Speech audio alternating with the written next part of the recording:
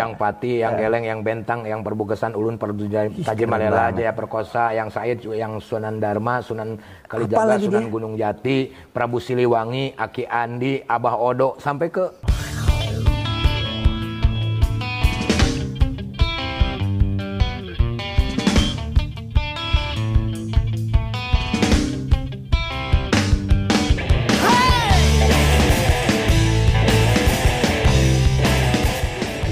luar biasa.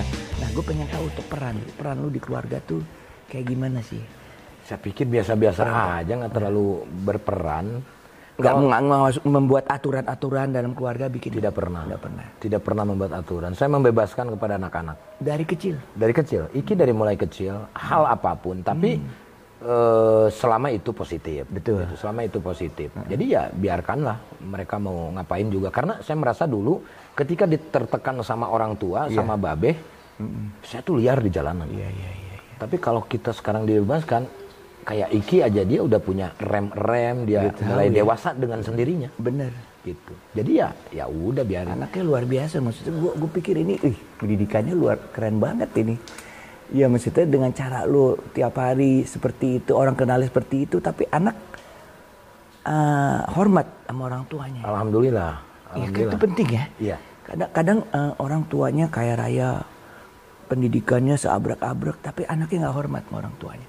Ada. Banyak. Itu ada. Banyak. Jadi hormat itu ya itu ya mungkin yang lo bilang tadi ya. Lu sebagai sama anak tuh cara ngedidiknya kayak sebagai teman atau teman gitu ya. Jadi ini kalau bisa boleh jujur ya, kasusnya kayak gimana ya, misalkan, gitu. Misalkan Iki tuh kalau ngomong anjing wah kayak gitu kan, kayak bahasa-bahasa binatang gitu. Saya nggak pernah bilang kamu nggak boleh begitu.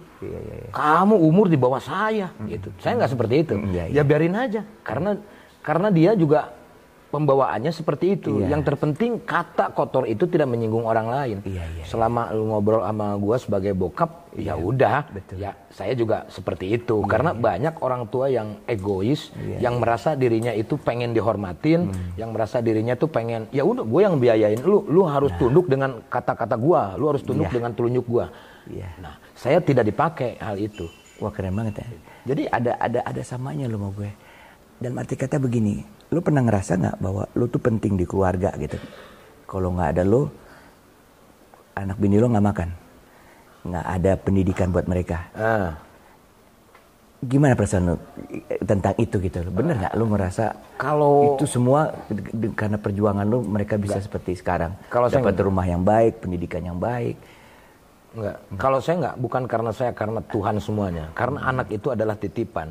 Artinya kalau kita merasa bahwa lu karena begini karena gue lu, misalkan gitu ya kan, kita flashback ke belakang, artinya kembali lagi ke dalam diri kita lah, ada anak titipan. Kalau misalkan lu bilang seperti itu, lu nggak ikhlas dong. Benar.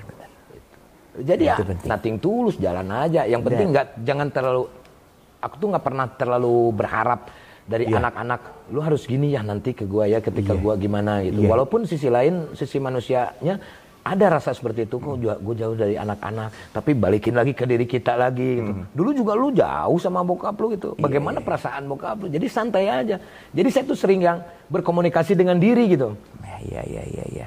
Jadi ya silahkan aja. Iki seminggu nggak ada kabar, biarin aja. Yang penting kita aja ngabarin. Kalau saya prinsipnya gitu. Ada orang tua yang begini, pernah curhat ke saya. Saya sedih katanya, Kang Sule.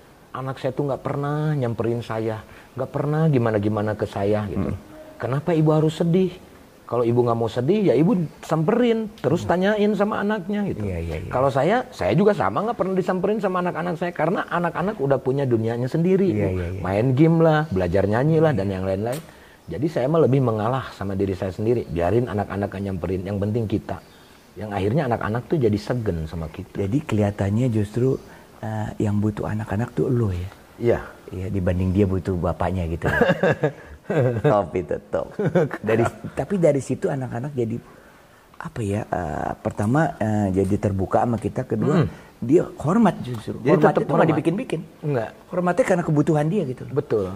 Jadi apa harus hormat kayak begitu. Apapun kalau misalkan kita kasih tahu ya maaf, udah gitu aja. Gue rasa dalam pendidikan sekarang ini bisa ditiru. Walaupun nggak semua orang punya dasar mental seperti itu jiwanya ya. Kadang banyak orang yang emang ingin dihormati, kadang kita nggak tahu berlebih apa enggak gitu ya. Ya sebenarnya dihormati ya kayak Kang Sule aja gimana dianya gitu loh. Iya benar. Iya kan? Kita nggak bisa memaksakan orang menghormati kita dengan aturan-aturan yang kita bikin. Saya lebih mengutamakan orang lain itu, maksudnya ya itu. Lu nggak merasa, jangan merasa pengen aku dihormati sama anak-anak gitu. Yang penting kamu sebagai anak-anak, lu menghormati orang yang lebih dewasa di luar sana. Kalau sama aku mah bebas lah, santai lah gitu. Iya. Ngobrol juga kan kaku Om kalau misalkan, gini, bro gimana sih? Tapi mungkin cara-cara begini bisa dipakai sama orang-orang tua sekarang untuk mendidik anaknya gitu. Mungkin. Ya, mungkin. Kayaknya sih sekarang tuh trennya harus begitu gitu sih. Anak jadi lebih punya celah dan dialog. Iya kan? Iya. Gue juga sering. Dan itu juga nggak setiap saat, ada waktunya juga karena anak punya privacy, saya juga punya privacy. Lu punya masalah nggak kalau kelemahan lu diketahuin sama anak lu? Maksudnya? Ya aib, kelemahan. Masalah nggak? Bagi aku? Enggak. Jarang lah ya begitu. Enggak, santai aja. Iya kan? Iki tahu, itu kelemahan saya tahu, anak-anak juga tahu. Gitu. Kadang-kadang ya aku juga sebagai orang tua ya cuek juga gitu, karena aku pikir kan nggak perlu sayang banget, nggak perlu gitu. Cuek tapi memperhatikan, tapi ketika anak membutuhkan kita siap. Gitu. Wah keren nih kalau di rumah, luar biasa nih. Kalau gini-gini, ini nih hobinya apa sih sebenarnya, bro? Saya punya hobi nggak? Nah itulah mungkin kelemahan saya. Di samping peternakan mobil, gue tadi begitu masuk gue bilang, ini kok bertelur terus mobil lo ya? Gimana cara lo ternak mobil? Ya ini mah kenikmatan dunia semata lah. Keren lo. Kenikmatan dunia semata, yang kirim-kirim ke rumah gue lah 30 hari aja. Udah kebanyakan. Iya, hobinya apa bro? Itu dia. Kalau di rumah ngapain gitu? Tadi gue lihat, nggak ada. Oh nggak ada. Burung. Nggak ada. Olahraga. Ya itu justru kelemahan saya itu Om Ikang. Oh, bukan kelemahan lah. Apa ya maksudnya? Enggak. Ini kayak orang misalkan, apa hobi lu bikin motoran gitu. Walaupun dulu ngalamin, cuman ya nggak terlalu kayak orang-orang yang harus kumpul terus motor, mobil, terus yang komunitas mancing, burung, sampai dibela-belain gitu ya. Iya. Nah saya tuh nggak gitu. Ini ada burung kayak begini, cuman ya buat hiasan aja biar nggak terlalu ini motor-motor ini Om. Ini motor tuh motor teman-teman semua. Ini yang pas zaman ini masa pandemi dia nggak ada pekerjaan dan lain-lain, mereka nyimpen motor di sini, pinjam duit buat beras. Iya benar-benar. Wah hebat ya. Ini berkah nih makanya. Nggak ada Harley juga nggak ada. Ini mobil ini tuh bukan gaya-gayaan, ini tuh si Iki karena saya tuh nggak tahu.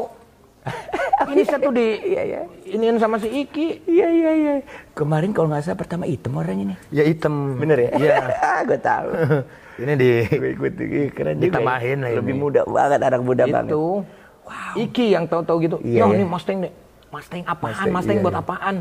Bagus ini. Lo tau nggak Mustang dulu? Mustang itu dulu zamannya gua remaja, Ahmad Albar yang pakai itu bro. Paling oke banget. Mustang. Gue pernah minta tanda tangannya dulu. Sekarang Sule pakai Mustang. Keren. Nggak ada hobi-hobi yang gimana. Malahan nggak tahu kayak gini juga. Jadi hobi sama sekali nggak ada. Ngurusin apa gitu, tanaman nggak ya? Nggak. Itu dia, mana kenapa ya? Coba lu pikir-pikir dulu. Harus ada lah biasanya, nggak ada. Nggak ada Om. Justru hobi saya itu apa ya? Ya itu aja, itu pekerjaan aja terus itu. Jadi nonton, apresiasi. Gitu. Keluarga. Jadi pekerjaan tuh dinikmati juga sebagai hobi. Iya. Itu keren ya. Itu keren ya.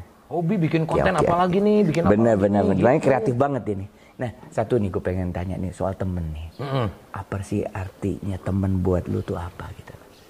Nih kayak gue kan lebih senior dari lu, tapi gue tuh kalau nggak semua kita bisa akrab begini. Kadang-kadang punya senior ya urusan lu lah. Zaman lu dulu kan, zaman gue gitu. Nah, gue malu tuh nggak lihat begitu gitu loh.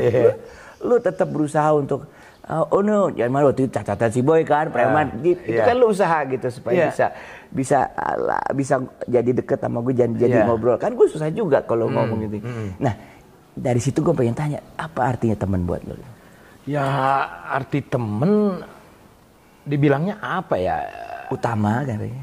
Bisa dikatakan seperti itu. Jadi kadang-kadang manusia itu tidak sadar kita bisa mendapatkan ilmu dari teman kita secara tidak langsung, mau dari obrolan atau mau dari perilakunya. Betul. Gitu Om. Jadi lihat teman perilakunya seperti ini, oh teman kita tukang tipu ya. Kita tuh dapat ilmu. Iya benar. Kalau kita posisinya seperti dia, diomongin orang banyak jadi nih. Gitu. Bukan tipe orang yang ngejudge ya. Enggak. Maksudnya, oh ini si orang ini, males main sama dia. Gitu. Soalnya gue dulu pernah banyak yang kritik gue, ngapain sih lo bikin lagu preman? Preman kan nyusahin orang. Betul gue bilang. Tapi kan dia manusia juga, dia korban gue bilang. Benar. Gue bilang gitu kan. Ya itu. Karena gue bergaul sama mereka. Betul. Waktu panjang ceritanya lah gitu. Sehingga gue yakin aja. Bahkan waktu produser gue bilang, diganti pokoknya yang penting lo bisa masuk TV. Preman kan gak boleh masuk TV. Diganti aja syairnya, yang penting lu masuk TV lagu itu. Nggak mau gue, marah-marah dia. Habis gue waktu itu. Tapi ya meledak aja lagunya. Karena apa ya? Jujur aja gue bicara. Kan ada sebagian teman yang preman. Iya waktu itu. Iya. Mulai dari SMA kan kita sering tawuran, jadi bergaul sama mereka, orang-orang sewaan kayak begitu. Sampai gue jadi mau tahu ke keluarganya mereka seperti apa. Ternyata mereka sayang anak, sayang istri gitu loh. Buktinya kan ini juga Om Ab. Terbukti juga bahwa kata preman bisa dinikmati oleh kalangan masyarakat. Adanya preman pensiun. Berarti Om Ikang Fauzi yang duluan. Iya. Ya kan? Itu jadi nggak jadi masalah. Itu inspiring juga kan? Iya, inspiring banget. Makanya. Nah, gue pengen tahu nih. Kayak kan setahu gue tuh dulu kayak Warkop, kayak teman-teman dia punya tim sendiri tuh untuk ngumpulin materi-materi lawak. Nah ini sejauh mana pengaruh teman-temannya Bro Sule ini dalam dikusertakan dalam karirnya Bro Sule? Kalau saya manage gak gitu atau gimana gitu? Kalau saya sih nggak kayak seperti kalau Warkop kan ada manajemennya dan yang lain-lainnya. Ini khusus kan dulu penulisnya itu kreatifnya itu Bagito ya. Kalau saya nggak ada. Kalau saya mungkin sama teman-teman aja, teman-teman yang ada di sini lah itu memanfaatkan orang-orang yang ada di sini. Kadang-kadang kita sendiri juga gitu. Cuman nggak punya tim kayak seperti itu. Nah makanya disitulah saya kenapa nggak punya hobi, karena saya ada tuntutan untuk untuk selanjutnya apalagi. Akhirnya ya di kamar terus itu. Jadi lu tipe orang yang bukan menyebarkan tim untuk cari materi lawak. Tapi lu lebih ngehayal sendiri gitu? Nonton apa begitu? Iya, lebih sendiri. Hebat ya? Sendiri. Berarti ini daya khayal, inspirasinya tinggi banget? Imajinasi tinggi banget ya? Iya. Mungkin nilai dulunya imajinernya saya tinggi. Iya benar, makanya bisa jadi solois gini. Karena gak semua orang bisa gitu bro. Dia perlu tangan orang untuk cari. Iya. Tangan. Itu ya namanya itu gunanya manajemen kayak gitu kan. Nah, ada nggak lo punya tokoh-tokoh lawak yang idola lo atau gimana gitu? Ada banyak. Luar sama dalam negeri ada ya? Bahkan banyak. Kalau luar negeri itu Eddie Murphy, dia stand up, ya kan. Walaupun saya nggak ngerti bahasanya, tapi yang saya pelajari adalah act out-nya, gesturnya, mimik mukanya, ekspresinya dan yang lain-lain. Mr. Bean, itu luar. Kalau di Indonesia Komeng salah satu. Komeng brilian ya. Kang Ibing. Terus Jojon. Selebihnya, nah itu mungkin bedanya saya dengan yang lain. Selebihnya, semua pelawak senior itu idola saya. Semua. Mau dari yang lucu sampai yang nggak lucu. Gitu. Itu semua idola saya. Karena saya bisa jadi pelawak karena mereka yang duluan pernah ada di dunia entertain. Buat gue tuh pelawak itu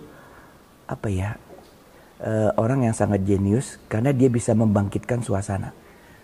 Kalau penyanyi, ya kalau lagunya hits, orang pasti ngebangkit, ya kan? Betul. Ya kan? Atau orang tahu lah lagunya. Ini pelawak, lu nggak bisa bawa materi itu lagi. Betul. Apalagi sekarang kalau zaman media preman sosial. dari zaman jebut sampai sekarang orang masih joget. Gitu. Nah, lagu off air juga kalau lupa lirik bisa ngajak penonton. Iya betul. Ngelawak ngelawak. Agak bisa nih. Nah itu dia. Tapi ada cara jogetnya juga ya. Iya mungkin dengan cara lain lah. Makanya seorang pelawak itu termasuk orang yang menyehatkan penonton. sekeliling kita tertawa, mereka sehat. Keren. Berarti jadi niatnya itu ya, Bro? Ya, tapi nggak semuanya sehat. Ada yang sakit. Iya, iya. Ya kita lah yang menghibur. Iya benar. Nanti begitu kelar baru sehat lagi. Nah ada nih, gue pengen tanya, orang-orang kayak lo tuh punya nggak sih ritual tersendiri sebelum naik panggung? Sebelum naik panggung? Ini nggak ada di pelajaran nih kayak begini, tapi gue yakin ada deh. Ada. Selain berdoa menurut agama dan pasti. kepercayaan masing-masing, saya tuh ada suka nyambat tuh apa ya? Misalkan orang tua dulu kita yang udah meninggal, gitu. Kayak misalkan abah. Didoain. Ya abah yang meninggal ataupun enggak gitu. Ya minimal aku Al-Fatihah deh gitu kan. Iya, iya. Kayak yang semuanya lah yang udah mendahului kita gitu. Mendoakan yang sakit juga. Ya gitu. Bukan kita meminta kita bisa selamat karena yang menentukan selamat tuh kita. Benar. Artinya saya membaca Al-Fatihah itu untuk orang-orang yang ya mau pelawak senior yang udah nggak ada dan yang lain-lain gitu. Penting nih mungkin jadi. Itu selalu seperti itu. Doanya untuk keselamatan orang lain. Iya. Ya pasti ya Allah bekerja dengan caranya dia kan. Iya. Benar-benar. Tapi ya nggak. Ini gue baru belajar. Nggak tahu tuh, nggak tahu. Keren kayaknya. Ya kan dulu kayak yang pati, yang geleng, yang bentang. Iya, gue kalau doakan semoga nanti penontonnya seneng gitu, lancar ini, nggak ada gangguan begini. Terlalu egois kali ya kalau begitu ya. Saya tuh sampai gini Om, dari yang zaman dulu, yang pati, yang geleng, yang bentang, yang perbukesan, ulun, Tajem Malela, Jaya Perkosa, yang Said, yang Sunan Dharma, Sunan Kalijaga, Sunan Gunung Jati, Prabu Siliwangi, Aki Andi, Abah Odo, sampai ke bapak saya. Al-Fatihah, udah satu Al-Fatihah doa buat mereka.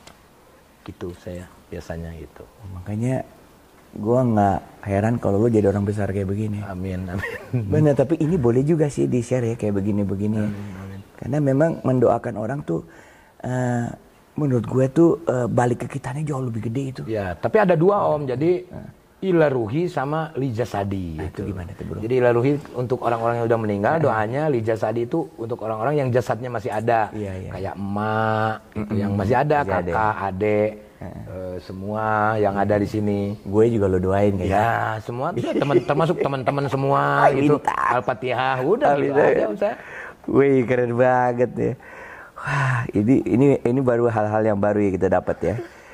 Nah, kalau dalam menjaga stamina nih, gue ngelihat ini jarang orang nanya juga kan. Orang pikir Sule itu kayak mesin lawak aja gitu. Kapan aja dia sehari bisa berapa tempat gitu loh. Iya, orang pasti nyangkanya narkoba gitu kan. Iya, jaga stamina lo gimana Bro? Air putih Om sama doa. Air putih setiap bangun air putih 2 gelas gitu. Penting itu. Terus yang kenapa lo anggap air putih itu satu hal yang lo percaya bisa membuat sehat lahir batin gitu? Karena saya mengambil dari kata air adalah sumber kehidupan. Kalau saya nggak minum air berarti saya nggak hidup. Iya juga ya. Itu artinya ya udah air itu udah luar biasa. Artinya kayak misalkan ini orang Subang nih Om, ya. Pindah ke Cimahi. Nah orang Subang tuh logatnya itu kan nggak bisa logat Cimahi, tapi dengan minum air Cimahi dia Subangnya bisa hilang tuh. Iya ya. Banyak juga orang bilang kalau ke daerah tertentu minum air ini bakal kembali kayak gitu-gitu ya. Ya. Air tuh ada banyak mukjizat ya gitu. Iya, antara orang lain bisa dikatakan mitos, tapi memang terbukti seperti itu. Nggak, Om sama minum kayak orang-orang ini kayak manajer saya juga misalkan, nih vitamin nih, tuh kan, suntik vitamin. Enggak lah, ntar kalau misalkan udah bener-bener drop banget, barulah suntik vitamin. Nah, kalau misalkan masih gini mah biasa aja lah. Alhamdulillah belum kena COVID ya? Belum. Saya mah negatif terus. Nah makanya gimana tuh? Selama ini apa yang dibuat? Ini penting nih kita share yang baik-baik deh, ya kan? Ini teori saya sendiri ya. Iya, nggak apa-apa. Ya, justru itu kan. Nunung sama Andre pernah kena. Ya. Dia termasuk orang yang parno dengan hal itu. Hati-hati lo, cuci tangan lo, pakai masker. Jadi dia udah dari perpandangan ada ketakutan sama orang-orang itu. Kalau saya cuek. Terus saya cuek, santai aja. Saya nggak pernah nanya, kamu udah swab belum? Kamu nggak pernah. Orang kelihatan udah sehat kok, udah masuk aja suhu udah kelihatan kok, ya kan? Terus ngapain apa yang dipusingin? Imun turun itu karena kita terlalu banyak memikirkan yang lain. Bener. Kalau saya mah santai tapi aja. PSBB tetap dong, cuci tangan. Oh kalau itu mah tetap, tetap cuci tangan mah tiap hari. Kalau itu apa vitamin apa gitu yang diminum tuh ada nggak yang bisa di-share gitu? Apa lu punya sendiri dari daerah gitu? Misal ada yang jamu. gitu kan? Jamu ya?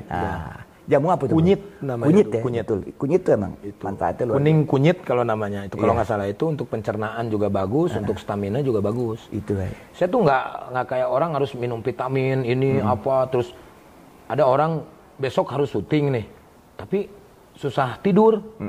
Minum obat tidur. Saya mah anti. Anti sama obat-obatan kayak begitu saya anti. Bagus, makanya lu sehat benar. Saya prinsipnya gini, kalau saya ngantuk ya tidur. Iya betul. Kalau saya nggak ngantuk, jangan dipaksa. Tapi berarti kalau bicara nutrisi ya, kenapa lu nggak kena COVID sampai sekarang? Alhamdulillah ya, pasti dan itu izin Allah. Cuma selain itu karena herbal ya berarti ya. Bisa semuanya. Terus ini juga Om. Otak. Iya, jangan terlalu mindset. Iya, mindset jangan terlalu parno. Iya benar sih. Saya tuh kalau ini pernah saya gini Om. Ini udah meriang banget. Diem ini, minum air putih. Sehat udah. Sehat. Udah itu nggak nyampe besok Om. Keren. Malamnya juga udah. Keren. Meriangnya udah hilang. Tapi kalau kita wah meriang nih mah. Saya pernah nih meriang. Udah ini mah. Sakit ini mah. Sakit tuh mindsetnya. Sakit, udah ngebayangin kita baring, istirahat dan yang lain-lain. Udah bener Om sakit. Iya. Ini praktis ya sebenarnya. Yang kayak gini-gini justru yang kurang di-share sama teman-teman ya. Mungkin ya itu juga kan yang saya rasain seperti itu, tapi bukan berarti harus seperti itu. Iya. Artinya tapi buktinya sejauh ini ya alhamdulillah. Manfaat. Alhamdulillah. Oke. Ini terakhir gue tanya nih soal harapan. Gue ngelihat kan biar bagaimana masyarakat terhadap orang-orang yang sukses, orang-orang yang dipercaya, tokoh-tokoh ya, apapun dia tokoh.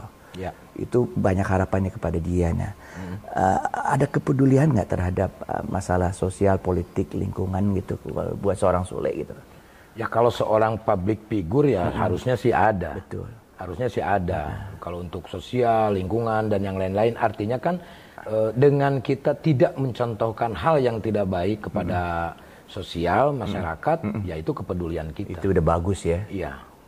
Kalau nih andai kata siapa tahu kan, lu jadi pejabat, lu jadi presiden, apa yang pengen lu lakukan lah gitu. Kita kan berandai-andai dengan berandai-andai aja. Sudut pemikiran kita loh. Seandainya. Ya. Sudut pemikiran kita mungkin dari faktor sosial budaya atau bagaimana, mungkin aja kan. Ada yang nggak kepikir sama orang lain gitu kan. Kalau saya sih, seandainya gitu ya, saya menjadi seorang pemimpin dan juga penguasa, ya. Yang pertama mungkin saya akan memperhatikan rakyat kecil benar-benar. Yang kedua, saya akan mempermudah tentang undang-undang. Ya. Tidak akan mempersulit tentang undang-undang. Ya. Gitu. Karena sekarang banyak tabrakan, banyak orang nggak ngerti ya. Ya, orang yang nggak ngerti. Terus sosialisasi ke masyarakatnya itu harus yang betul-betul dicerna sama masyarakat. Penting ya benar. Karena masyarakat di kita ini sumber daya manusianya itu berbeda dengan Singapura, berbeda dengan yang lain-lainnya. Jadi harus beda-beda ya. Iya, harus kualitasnya ya. Pemahamannya beda-beda. Dipermudah aja gitu. Betul. Komunikasi, sistem komunikasinya. Betul, komunikasinya mungkin itu kan seandainya. Benar-benar. Ya. Kan kita lihat banyak kegagalan di situ maksudnya orang ininya udah bagus tapi komunikasinya. Mungkin karena ini aja kali Om, undang-undang itu terlalu gampang dibuat. Kalau menurut saya, kalau misalkan tiap tahun tidak ada ya intinya saya pengen kalau saya jadi pemimpin tuh permudah aja udah, permudah gitu. Kan sekarang dilakukan juga tuh yang UCK itu. Ya. Oh itu deh. Omnibus ya. Mungkin itu ya. Semangatnya kayak begitu mudah-mudahan. Ya berarti satu pemikiran dong saya itu. Karena kan saya juga nggak paham Omnibus Law itu apa. Karena saya itu kan masalah komunikasi lagi. Oh iya benar. Mesti kita harus paham dong. Iya kan? Iya benar. Masyarakat harus diberi kepahaman untuk itu. Nah itu bagaimana caranya? Makanya yang paling gampang menyampaikan kepada masyarakat itu adalah pelawak sebetulnya. Makanya untuk pemerintah, ayo kasih ruang buat para pelawak untuk menyampaikan aspirasi kepada masyarakat. Biasanya sejauh dari gue kecil sampai gue udah setua begini, kalau pelawak gitu ngomong orang nancep. Iya. Biasanya. Hal-hal yang penting. Iya kan makanya dia maksudnya biasa dipakai buat komunikator gitu. Dengan santai, jangan terlalu tegang gitu. Karena kan masyarakat juga kalau udah tegang ada ketakutan. Sedih juga ya bro ya. Kita di pelawak atau seniman dipakai untuk sebagai komunikator kalau lagi ada masalah. Tapi sekarang nih kita punya masalah nih, orang nggak bisa show gitu ya. Iya. siapa yang belain? Iya. Siapa yang mikirin? Ya. Tapi benar kata Om Ikang, ternyata komunikasi. Terbukti nih. Sekarang ini lagi rame. Deddy Kobuser dan teman-teman sekalian ada kecemburuan sosial ketika talk show, variety show dan yang lain-lain mereka pakai masker, sedangkan sinetron yang pelukan dan yang lain-lain tidak pakai masker. Kan kayak seperti itu. Itu kan komunikasi juga. Nah, ternyata dari pusat KPI juga boleh pakai masker dulu, lalu dibuka, terus ada edukasi kepada masyarakat. Iya, betul. Nah baru gitu kan, ini kan kayak pelawak aja ketutupan kayak begitu kan nggak kelihatan. Iya benar. Itu ekspresi nggak kelihatan dan yang lain-lain. Ternyata ya memang komunikasi, kita tuh harus duduk bareng. Jadi jangan, kenapa nih marah di media sosial ini kenapa nih marah. Kayak Deddy Kobuser itu bagus, dia sampai mengundang KPI yang akhirnya memberikan penjelasan kepada masyarakat dan itu penting. Iya. Wah ini banyak sekali ternyata dari seorang Bro Sule ini yang kita selalu kalau dia ngomong tuh ketawa-ketawa mulut, tapi sekarang filosofinya tuh dalam banget ya. Nah terakhir nih ya, buat penutup gue pengen tahu harapan lo nih buat kita apa sih gitu lah, buat keluarga lo, buat kita semua gitu. Gue yakin lo peduli kan gitu lah. Apa sih? Yang penting sehat dan damai. Saya mah dua itu tuh keren banget ya. Peace. Sehat, damai, udah. Iya. Berdamai dulu dengan diri kita sendiri, baru kita berdamai dengan keluarga, berdamai dengan teman-teman, berdamai satu Indonesia. Udah dua aja itu saya mau. Keren Bro Sule. Harapan saya mah udah nggak ada. Keren banget. Apalagi. Gitu. Harapan gue ada selain itu gue ada lagi buat lo. Ajarin gue nge-YouTube. Ini guru gue di YouTube ini. Sama-sama nanti lah. Nanti. Pokoknya dia akan guide gue lah. Yang penting ya asal YouTube gue ditonton orang lah. Insya Allah ditonton insya Allah. Dulu juga nontonnya cuma ratusan, ribuan. Saya juga sama. Iya. Asik. Nanti lah di belakang kita ngobrol ya. Siap. Makasih banget ya Bro Sule ya. Gue senang banget. Gak akan lupa ini, dan ini banyak hal-hal yang baru yang kita dapat ya dari dialog kita sore hari ini. Terima kasih. Sampai kita bertemu lagi. Wassalamualaikum warahmatullahi wabarakatuh. Oke, ciao.